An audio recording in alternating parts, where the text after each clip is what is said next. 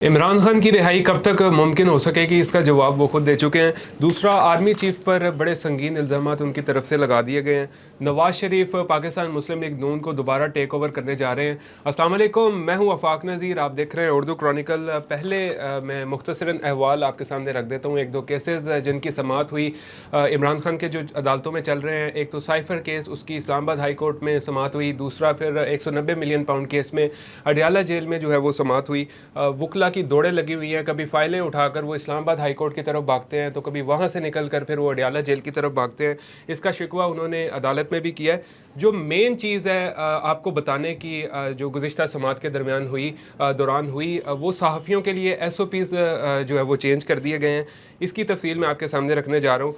सहाफ़ी जो है वो बराह रास्त अब इमरान खान से जो है वो सवाल नहीं कर सकेंगे। इमरान खान क्या कोई भी मुल्ज़िम होगा, अब उससे जो है वो बराह रास्त वो सवाल नहीं कर सकेंगे। यहाँ पे कुछ SOPs जो है वो तब्दील किए गए हैं।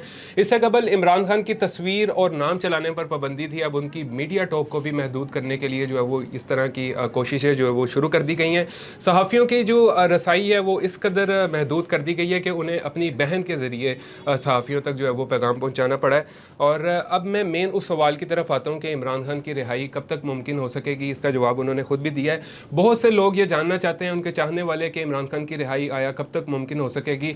ये भी एक्सपेक्टेड लोग कर रहे थे कि एक आध महीने में जो है वो उनकी रिहाई का अमल हो सकेगा, लेकिन इमरान खान के नज़दीक जो है वो अभी रिहाई उनकी थोड़ी डिले में ही है। उसकी वजह यह है कि वो उनके नज़दीक उनकी सोच ये है कि जब तक अल-कादिर ट्रस्ट केस में जो है वो सज़ा देने का मरहला करीब नहीं आ जाता, वक्त तक जो है वो ये केसेस चलते रहेंगे। और जब इन केसेस में सज़ा मुअत्तली का जो वक्त है वो करीब आएगा, तो फिर उन्हें दूसरे केस में जो है वो गिरफ्तार कर लिया जाएगा।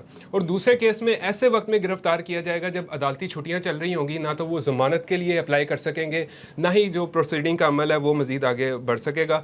तो नवंबर तक इमरान खान ये एक्सपेक्ट कर रहे हैं कि ये मामला जो है वो लटकाया जा सकता है। अगर फर्दर लटकने पे आया तो मज़ीद भी ये जो मामला है वो लटक सकता है। दूसरा, अब मैं इस तरफ आता हूँ, जो उन्होंने army chief general Asim Munir पर इल्ज़ामात लगाए हैं, उसकी तफसील भी मैं आपके सामने रख देता हूँ। उन्होंने कहा जी कि अगर बुशरा बीबी को जो है वो कुछ होता है तो उसकी तमाम तर जिम्मेदारी जो है वो जनरल आसिम मुनीर पर आती है, चूँकि बुशरा बीबी को सज़ा दिलवाने में army chief general Asim Munir का हाथ है।